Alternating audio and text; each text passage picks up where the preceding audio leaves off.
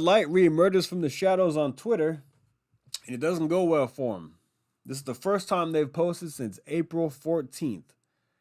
Check this out from Town Hall. Here's their first tweet since April. It says, "Crack a cold one. We've got an epic summer ahead. Sock tans included."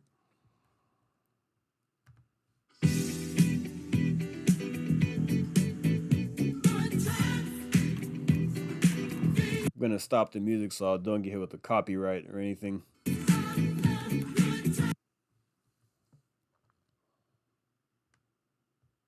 So you see that there, the song is playing through the whole ad, and they're just showing people having a good time, cracking Budweiser at the lake, partying, hanging out with their dogs, their friends, whatever.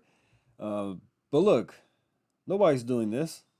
Nobody's drinking this much Bud Light nowadays, and nobody's going to be at a party with that much Bud Light. It looks like they got it from, look, there's a lot of Bud Light in stock everywhere.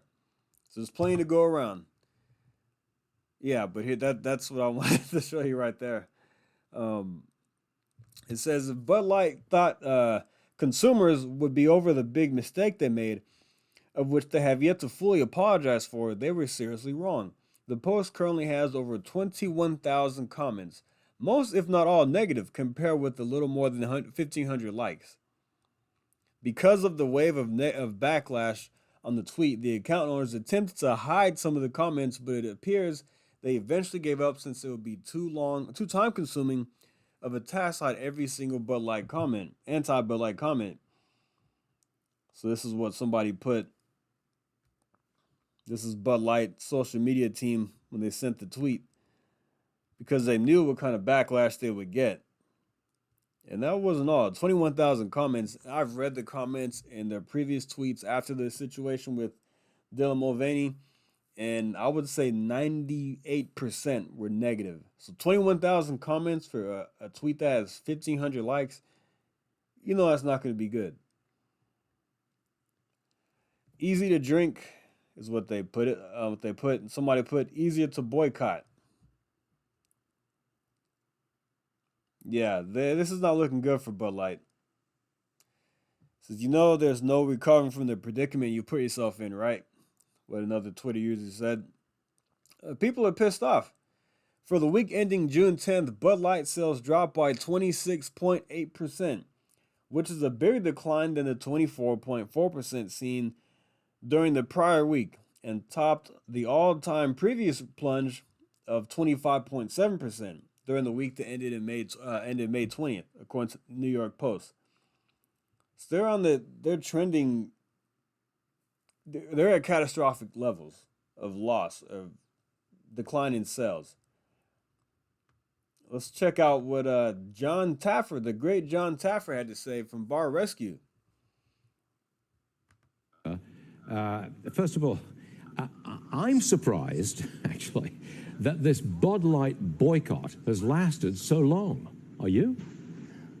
Actually not, Stuart. Beer brands and people's connection to their beer is an identifier of your personality. It's a personal thing, almost emotional. People connect with these brands very heavily. Yep. In their view, the brands slap them in the face. It's almost like a spouse disappointing you in some way. It's emotional. Stores have reduced shelf space for the brand, Stuart. Distributors haven't reduced warehouse space. They've reduced order numbers. This is not disappearing anytime soon.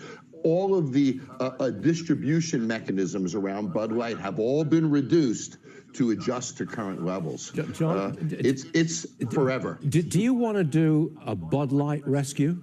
Do you have anything in mind that would rescue Bud Light?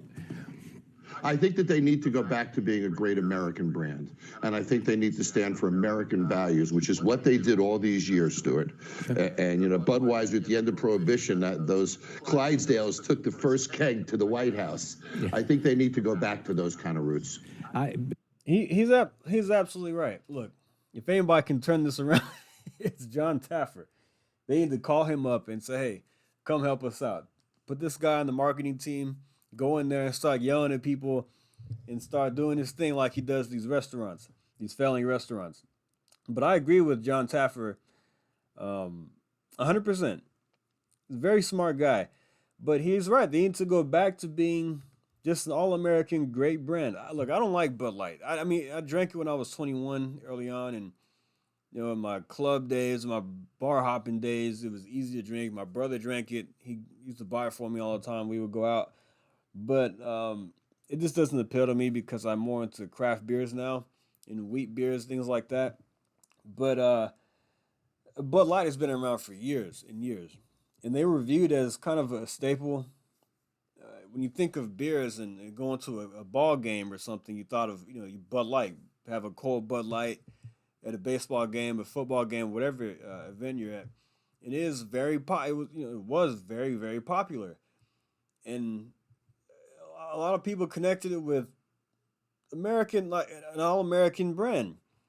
Fourth of July, um, Labor Day weekend, Memorial Day weekend, out in the back in the patio or something, hanging out with your family, uh, sports games, having a good time, motorcycles, and that's the people just have that view, in my opinion, of Bud. That's what it was of Bud Light, and he said it perfectly that they feel like they got slapped in the face because a lot of people don't agree with this transgender nonsense. They want to keep that separate from their beers, away from their kids, away from their family. You can do what you want in your own time, but don't shove it down my throat. This is what some people don't understand. Some people will say, "Oh, you conservatives, you get offended by some transgender, you getting hurt by a transgender, your feelings hurt." That's not the point. Like you said, people have a connection with these brands. They have a personal connection with these brands. I know a guy who's been drinking Coors Light for years, for decades and decades, and he has a connection with it. That's all he drinks. I know other people have a connection with certain types of liquor, other kinds of beers that they've been drinking for years upon years, and they're a loyal consumer of these brands. So, and they don't, and a lot of people see these brands as neutral or more of an all American brand, and then they do something, they make a complete shift to the left. It's like, what the heck? You were supposed to be kind of in the middle, neutral. You represented a hard day's work. You represent guys who are truckers, whoever, um, electricians, whatever you are. If you're construction worker, you go off, you have a hard day's work. You come home, you pop open a Bud Light, you put your feet up. That's what people thought of it as, that kind of company. Like I said, Fourth of July, things like that.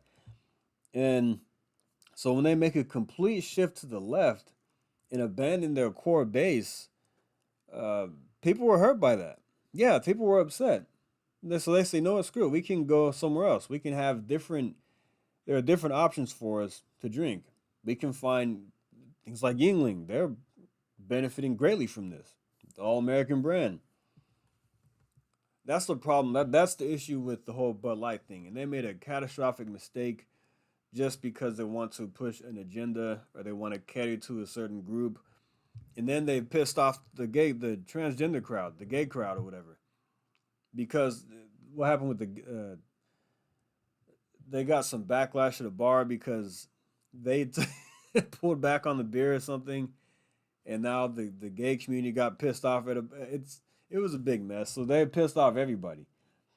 And yeah, you're seeing this reduction in warehouses and the amount that's ordered. And another thing is Bud Light got knocked off for the number one selling beer. It got knocked off.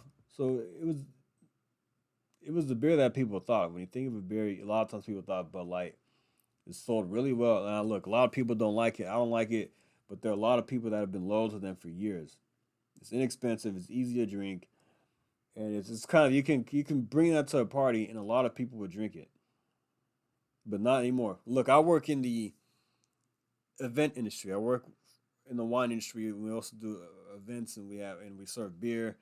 I work other private events at other places, and whenever Bud Light is brought to the occasion, I would say 99, 95, 99% of the cans are still left at the end of the night because a lot of people don't want to drink it. So you're seeing this, they don't even want to drink it for free. I'm seeing this in person, not just what I've seen online. I'm seeing this stuff in person. Yeah, it's not good. But all right, guys, thanks for listening. Like and subscribe, and I'll see you next time. Thank you. Take care.